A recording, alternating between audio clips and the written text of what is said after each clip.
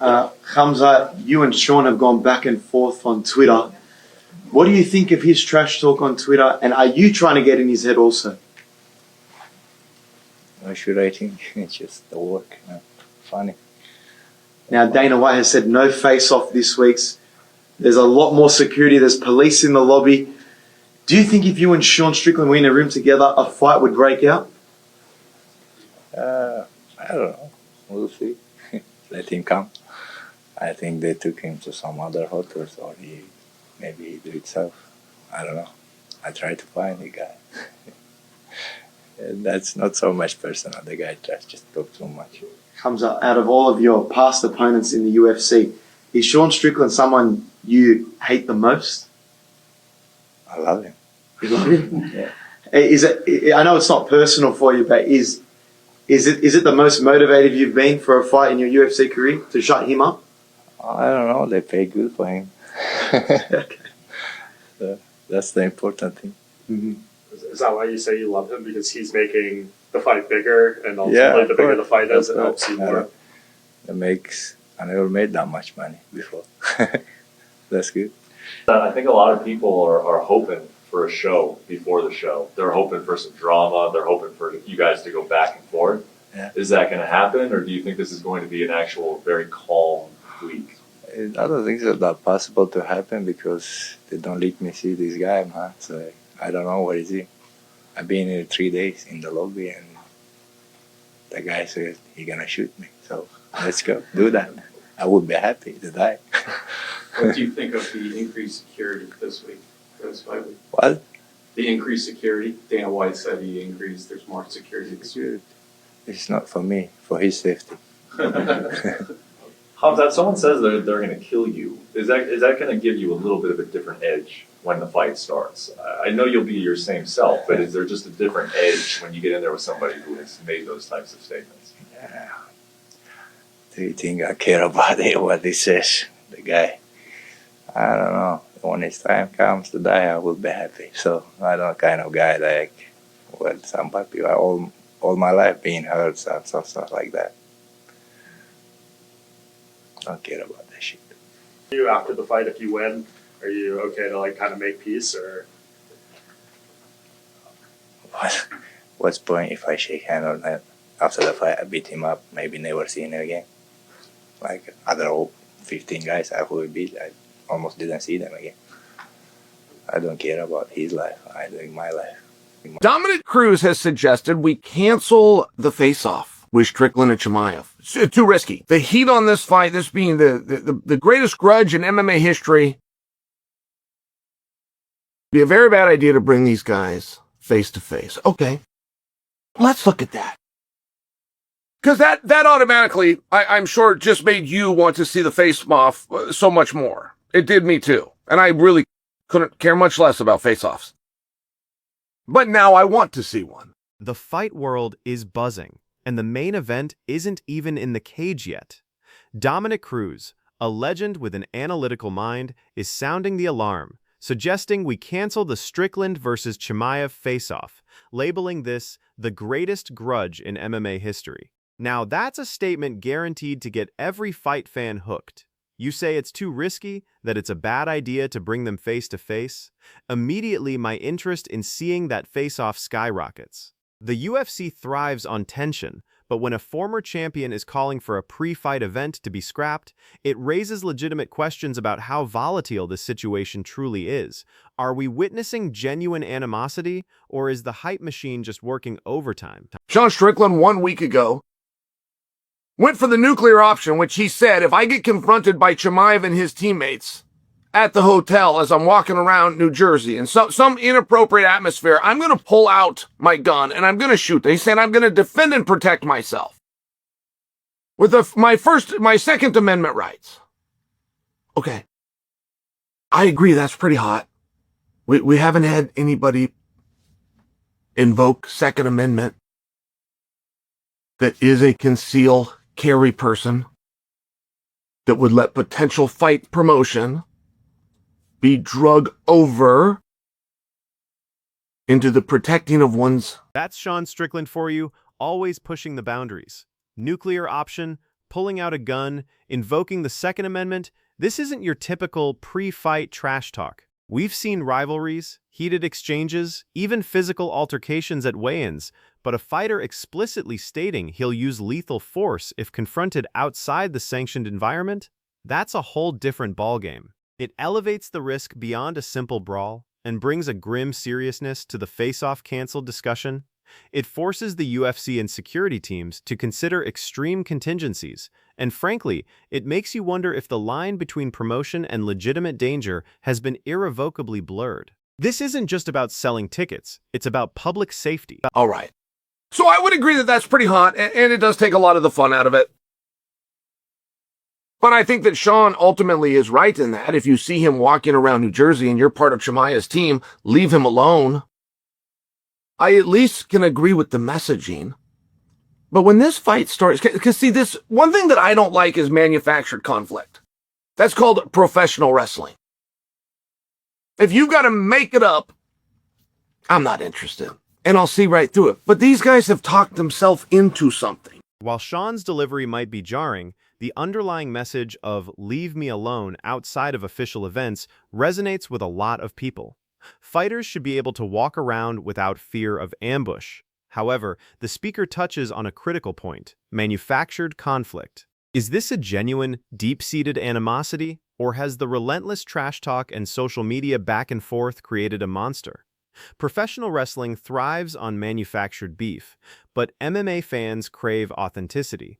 If the animosity isn't real, if it's just words, then the entire premise for canceling a face-off becomes less about danger and more about controlling a narrative.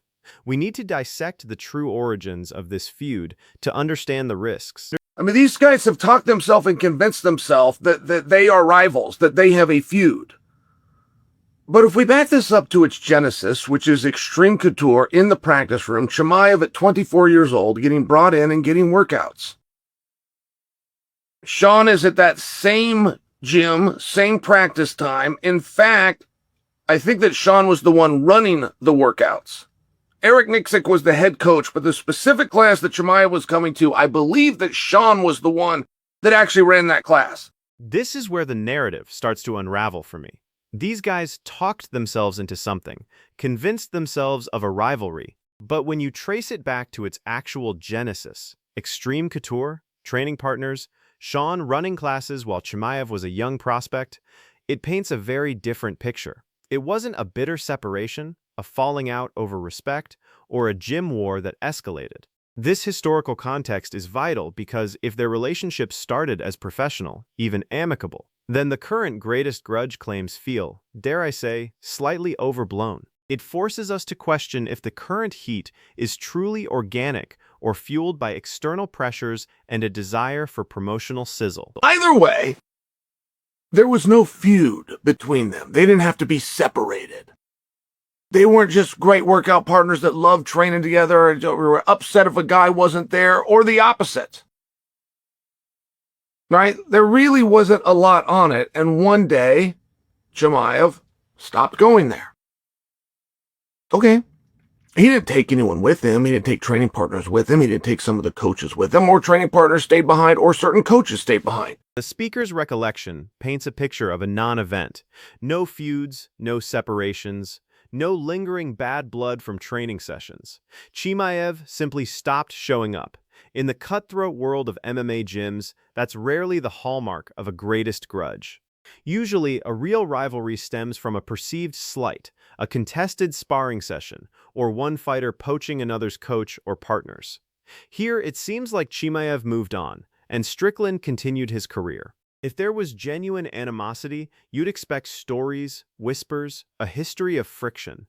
The absence of such a dramatic exit directly challenges the narrative that this fight has been brewing for years out of personal animosity, which is critical for the face-off cancellation debate. Chimaev was in, Chimaev was out. And I only share that like that is a huge cause for a feud, historically speaking. I live in a city right now where I understand this very well. The city of Westland and the city of Oregon City have this great feud, but it used to be one city. And then they separated it with two different names, Westland, Oregon City. So like automatically that is going to cause a feud. when an assistant coach from a program gets pulled up and becomes the head coach of a different program, that program and the old program are automatically rivals. I'm just sharing for you that didn't happen here. The city analogy perfectly illustrates how real feuds develop, often from deep-seated historical divisions. A split in a gym, a coach leaving to start a rival program, these are the foundational ingredients for genuine, palpable animosity that can spill over. But the speaker emphasizes that none of that happened between Strickland and Chimaev. There wasn't a dramatic schism, no taking sides amongst teammates. This lack of a clear historical flashpoint for their supposed rivalry directly contradicts the greatest grudge claims. It suggests that any tension we see today is either a recent development or a carefully constructed narrative, significantly impacting whether a face-off is truly too risky due to long-standing hate. So this fight wasn't made in the ideas of the fans' heart and minds recently. This was made many, many years ago. This was made after Kamaru Usman lost to Chimaev. Right then and there, and that was roughly October of whatever year that was, feels like 3 years ago, whatever year that was, but it was in roughly October.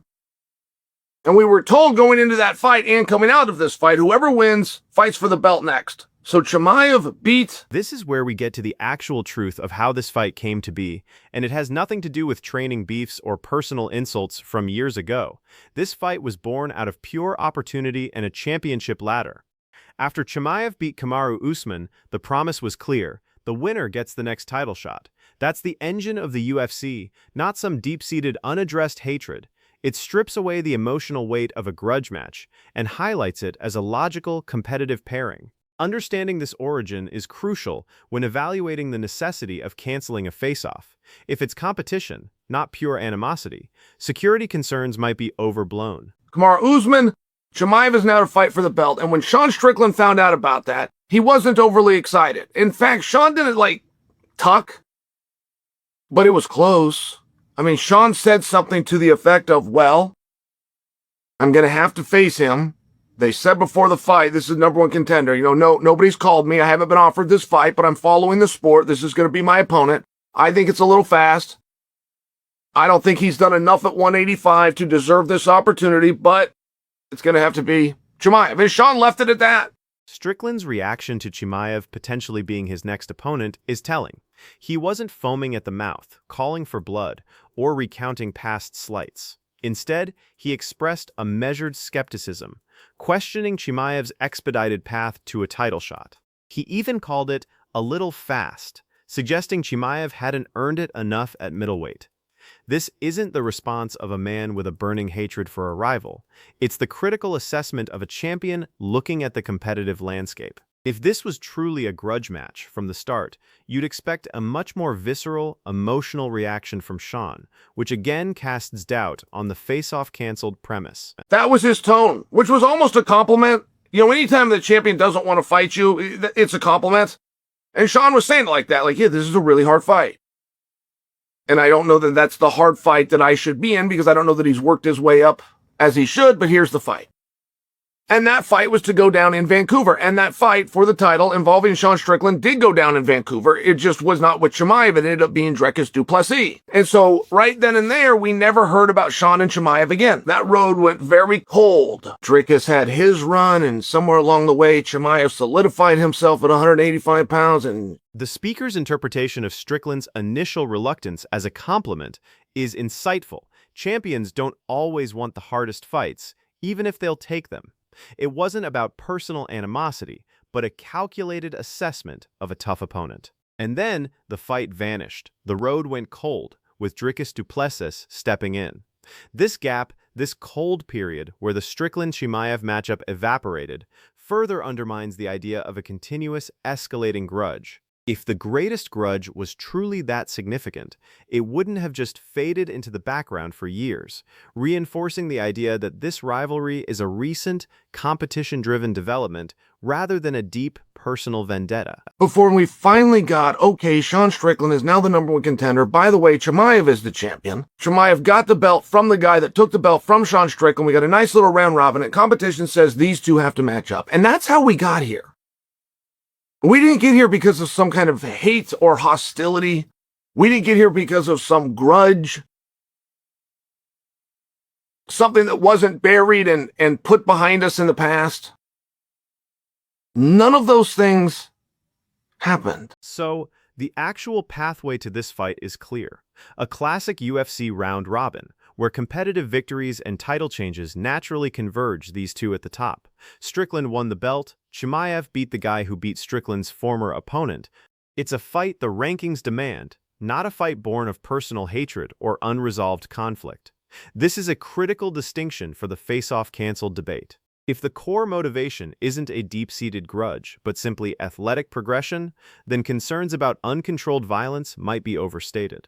The narrative of pure competition stands in stark contrast to the greatest grudge claims. So when we talk about we can't face these guys off, is the grudge really that big? Was the feud really that big? They used to train together. They agreed to fight 3 years ago. The fight didn't happen. They don't train together anymore. Here they are back fighting. Is there really a reason we can't face these two off? Are they just so uncontrollable? Are their teams such maniacs? I don't know about that. As the week ticks on, I'm going to be catching an airplane. I'm going to be flying out there. I'll be at this face-off. I predict for you, there is going to be a face-off. The speaker's closing remarks cut to the core of the issue. Is this grudge truly as big as some claim? Are these two so uncontrollable that a standard face-off is simply too dangerous? Considering the history, or lack thereof, of genuine animosity between them, the answer leans towards no. The speaker's prediction of the face-off happening is a strong vote of confidence against the extreme rhetoric. Ultimately, the UFC thrives on these moments. While safety is paramount, manufactured drama often pushes boundaries. It seems the show and the highly anticipated face-off will go on, fueled by competitive fire, not necessarily ancient hatred.